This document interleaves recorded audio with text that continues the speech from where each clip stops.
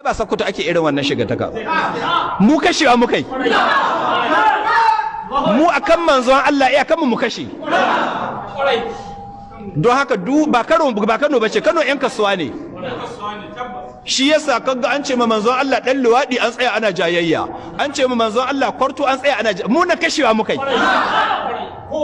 wallahi kwadda ba manzon Allah mu iya kan da shi mu kashe Allah ya gafarta mu wani yaro naga ba mu da amfani wallahi al'azimu inda a taba manzon Allah sallallahu alaihi wasallam mu zuba ido mu kyale wallahi gwanda mu kare ga baki ɗayan mu wallahi tallahi gwanda mu kare duka akan a taba annabi mu shiru. Ya kamata ku sani akwai abunda no going areas ne, wuri ne da ba a taba shi ai shiru. A shirye muke gaba da jinin mu ya kare